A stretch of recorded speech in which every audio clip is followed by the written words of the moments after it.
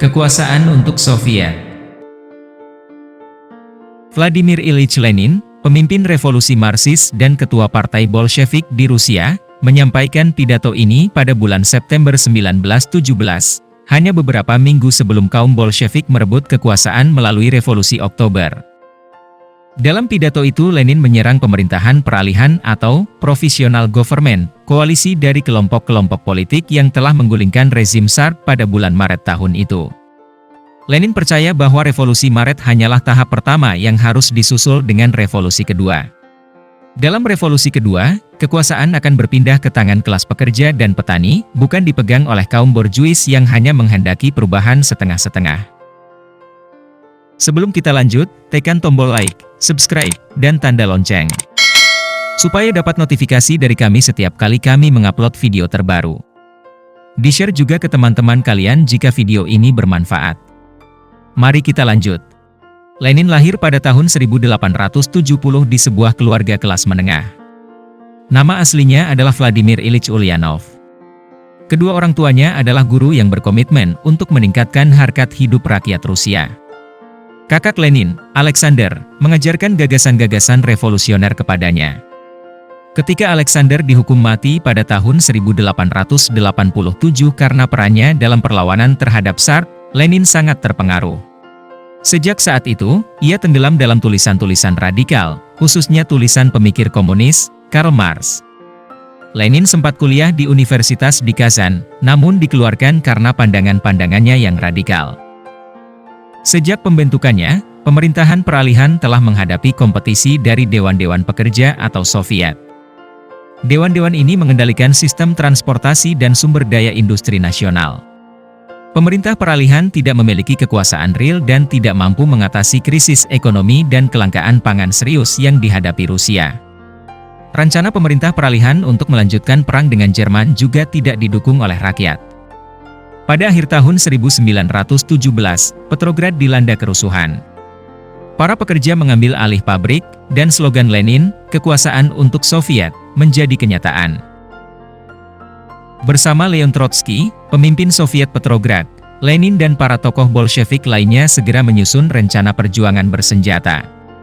Pada malam 6 November 1917, Lenin memerintahkan pasukan merah untuk mengambil alih institusi-institusi penting di Petrograd, termasuk kantor pusat pemerintahan peralihan di Istana Musim Dingin.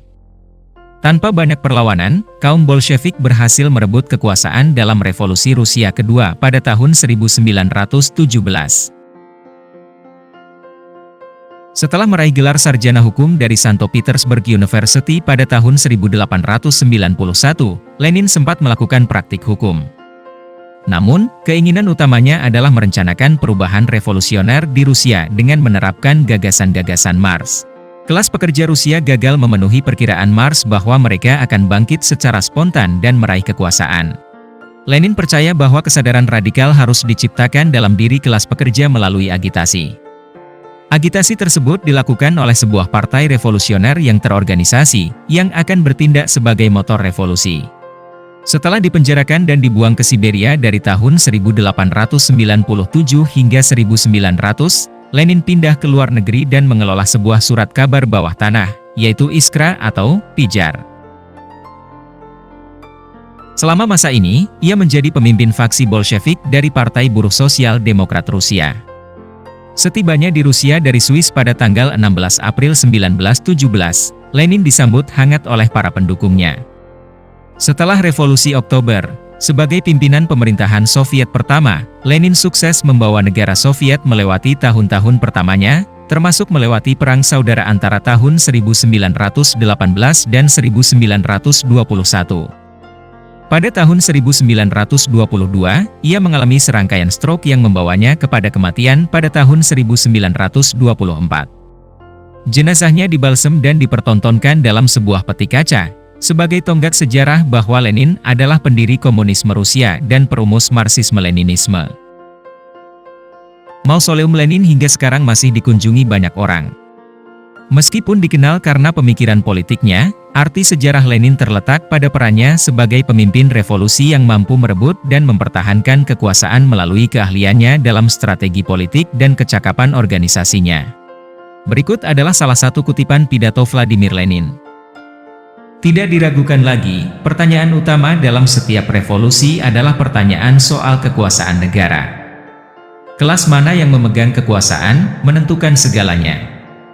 Kekuasaan untuk Soviet berarti perombakan radikal terhadap seluruh aparat negara, yaitu aparat birokrasi yang menghambat demokrasi. Hanya kediktatoran proletar dan petani miskin yang mampu menghancurkan perlawanan kapitalis. Demikianlah perjalanan dan kisah Vladimir Ilyich Lenin, seorang pendiri komunisme Rusia. Semoga paradigma kalian tentang penggagas pidato terhebat dunia semakin bertambah. Sampai jumpa di episode berikutnya.